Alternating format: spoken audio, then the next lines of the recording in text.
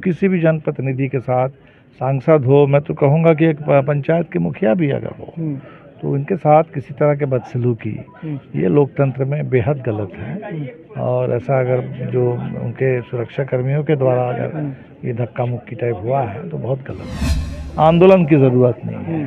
तो बिहार आंदोलनों का प्रदेश है, चाहे वो गरीबों के हक का सवाल हो, वो रोजगार का सवाल हो, लोकतंत्र का सवाल हो, दलितों के सम्मान का सवाल हो, तो हर सवाल पर जो भी लोगों को मिला है वो आंदोलन के जरिए मिला है। तो आंदोलन के प्रदेश में आंदोलन विरोधी विचार उसका तो मेरे ख्याल से लोगों में बहुत स्वागत होगा नहीं।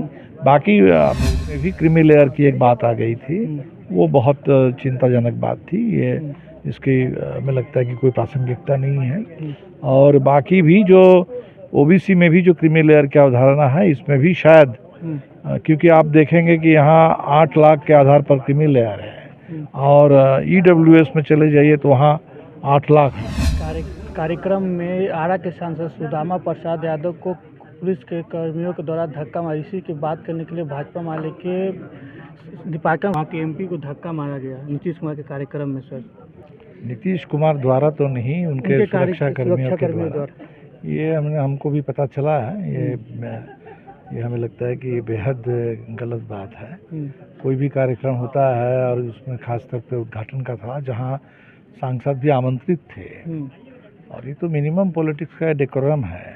और ऐसा क्यों हुआ है, नीतीश जी को भी देखना चाहिए इस सवाल पर, और बेहद आपत्तिजनक है। ये एक तरह से वहाँ के वो सांसद है, जनप्रतिनिधि है, अपने सवालों किसी भी जनप्रतिनिधि के साथ, सांसद हो, मैं तो कहूँगा कि एक पंचायत के मुखिया भी अगर हो तो इनके साथ किसी तरह के बदसलूकी ये लोकतंत्र में बेहद गलत है। और ऐसा अगर जो उनके सुरक्षा कर्मियों के द्वारा अगर ये धक्का मुक्की टाइप हुआ है तो बहुत गलत हुआ है। सर, आगामी विधानसभा चुनाव आने वाले हैं, आपकी पार्टी की क्या रणनीति? अभी तो विधानसभा झारखंड में आने वाला है, बिहार तो आएगा। अभी देखते हैं जो जहाँ हरियाणा, झारखंड, महाराष्ट्र चुनाव है, कुछ उपचुनाव है।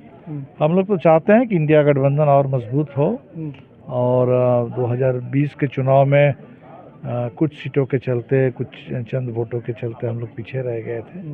25 के चुनाव में ऐसा कुछ ना हो, बिल्कुल यहाँ एनडीए सरकार ख़त्म हो और यह इंडिया की सरकार बने, और बिल्कुल उसके लिए काम कर रहे हैं। प्रशांत किशोर ने जन स्वराज अभियान चला रहा है, उसके लेकर महागठबंधन या इंडिया राज को लेकर तंज कसा जा रहा है कि जो बिहार में क्या नीतीश कुमार या पार्टियां अन्य वो क्या बिहार के रोजगार ला पाएंगे, या बिहार में जो भी प्लान हो रहा है वो रुक पाएंगे? क्या इसको लेकर कैसे देखते हैं? नहीं, अभी कोई भी देखिए, कोई भी नया अभियान शुरू हो, कहीं कोई नई पार्टी बनाना चाहें तो हम क्यों तंज कसेंगे उसमें? कहीं भी अगर कोई कोशिश कर रहे हैं, अभी तक तो दूसरों के लिए काम कर रहे थे, अपने लिए करना चाहते हैं तो करें, बिल्कुल कोई आपत्ति उसमें नहीं है वो अगर करना चाहते हैं। लेकिन उनका जो विचार मैं कुछ अभी तक सुन रहा था, कहीं उन्होंने कहा कि आंदोलन की ज़रूरत नहीं है। बिहार आंदोलनों का प्रदेश है, चाहे वो गरीबों के हक का सवाल हो, वो रोजगार का सवाल हो, लोकतंत्र का सवाल हो, दलितों के सम्मान का सवाल हो, तो हर सवाल पर जो भी लोगों को मिला है वो आंदोलन के जरिए मिला है। तो आंदोलन के प्रदेश में आंदोलन विरोधी विचार उसका तो मेरे ख्याल से लोगों में बहुत स्वागत होगा नहीं।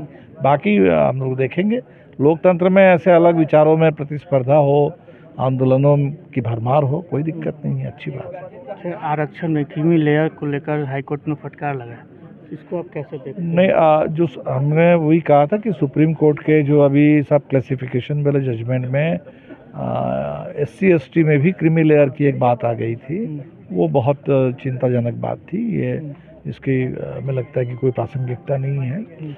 और बाकी भी जो ओबीसी में भी जो क्रीमी लेयर की अवधारणा है, इसमें भी शायद क्योंकि आप देखेंगे कि यहाँ 8 लाख के आधार पर क्रीमी लेयर है और ईडब्ल्यूएस में चले जाइए तो वहाँ 8 लाख है।